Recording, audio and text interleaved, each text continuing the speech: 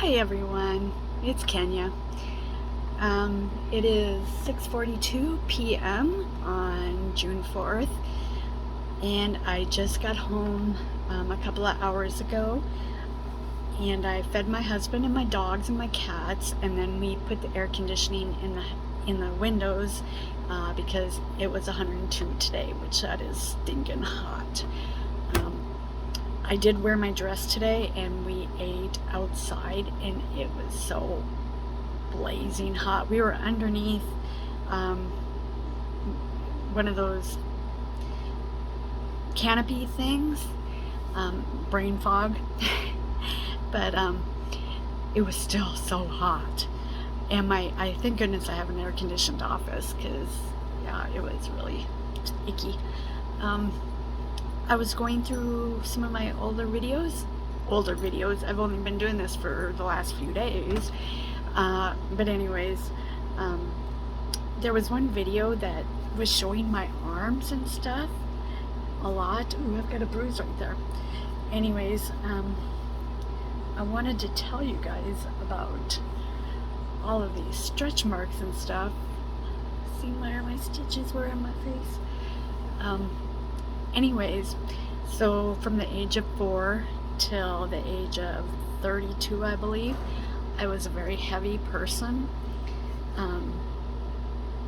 I took after my mother. My comfort foods were Doritos and Coke, and I never exercised, so I was heavy. Then in '94, as you guys know, I had my transplant, and for 10 years, 9 or 10 years, my doctors were concerned that my weight was putting a lot of pressure on my heart, on my transplanted heart. So I was looking into gastric bypass surgery, and they were looking into gastric bypass surgery, but we didn't know that both of us was looking into gastric bypass surgery. I was actually in college, and I came home for vacation, and I made an appointment with my primary care doctor here, and I asked him, I said, do you think I'd be a good candidate for gastric bypass surgery? And he said, check with the Mayo Clinic, they may want you to do that, they may not. So I made an appointment at Mayo. I went to school in Minnesota, so it was very easy to make an appointment and go there. I did that in one day. But I made an appointment with my cardiologist, and lo and behold, they had been talking about me possibly having gastric bypass surgery. I have always been the Mayo Clinic's guinea pig, and so we made a deal that I would be the first heart transplant patient to have gastric bypass surgery, and I wouldn't receive a bill for the gastric bypass surgery. So I made that deal, and on December 2nd, 2003, I had the gastric bypass surgery. I was not heavy enough to have all the skin taken off and stuff. When I walked into the hospital, I was 231 pounds, which, yeah, that's big for somebody who is 5'1" and small boned like me, but if you watch shows and stuff, that's like nothing. And if you look at people around the United States, that's nothing. So I had the gastric bypass surgery. I lost my 100th pound on my first anniversary. It was hard to learn how to eat again, because you can only eat just a small amount. But the Mayo Clinic had me go through 9 months of counseling before the surgery, and so I learned what my food triggers were and stuff. And so, I knew that Doritos and Coke could not be my comfort foods anymore. And the last 5-7 years, I've actually turned more towards vegetarian. I still do eat meat a little bit, but I'm more about vegetables. I eat lots of tofu, and lots of beans and quinoa and rice, but I love sauteed mushrooms with garlic and all that kind of stuff, and sauteed asparagus and cauliflower and broccoli. all that kind of stuff. So anyways, so I dropped down to 120 pounds, and I was comfortable there and stuff. And then one of my friends who I worked with, I was a supervisor and he was the worker, he died in a car accident in the Black Hills. And I went through a grieving process because he was my friend and he was a worker. And I lost another 12 pounds. No, I'm 102 pounds, so I lost another 18 pounds.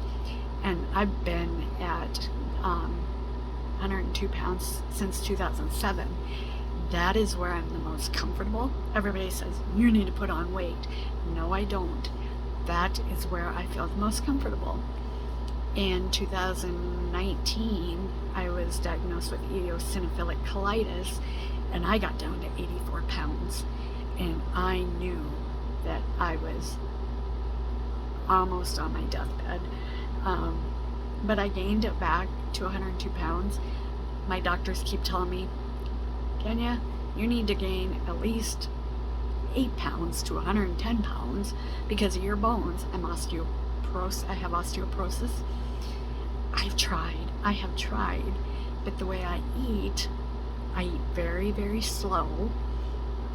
My food is normally cold because I eat that slow.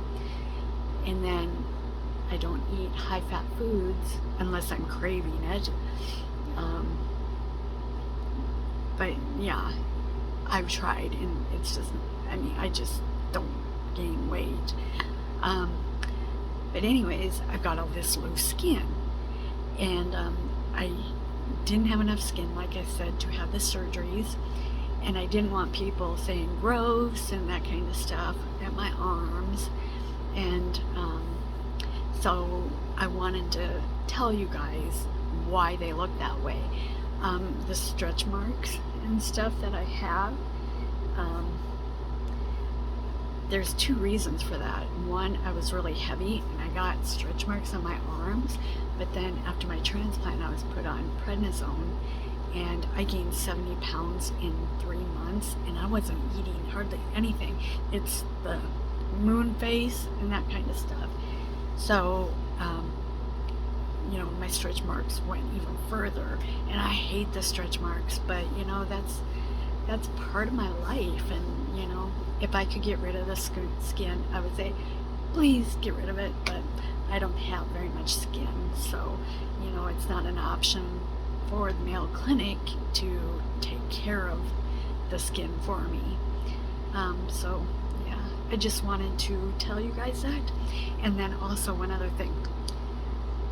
So my hair, I am naturally blonde. My husband hates it that I dye my hair. I just need a change every once in a while, so I go dark brown. I go this color of brown. I love my blonde hair, but you know, I tell my husband all the time, it's better than a divorce. So I'm brown right now, and yeah, so I don't know if I like it a lot, but I like this color.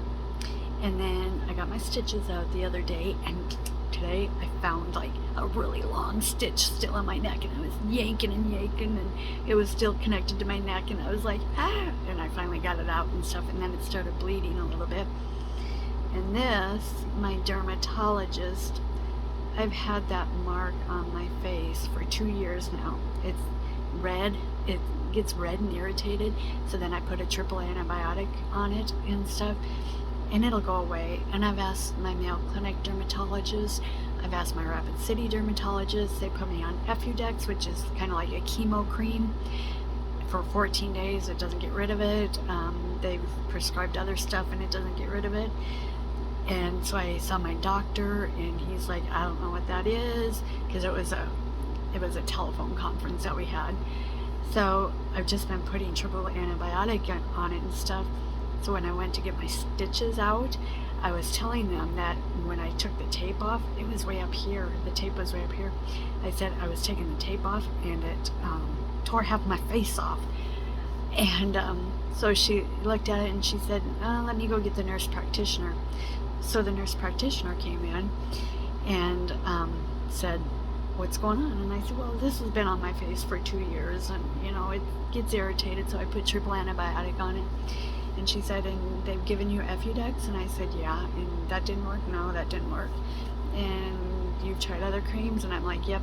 And she said, we need to biopsy it because that looks like cancer.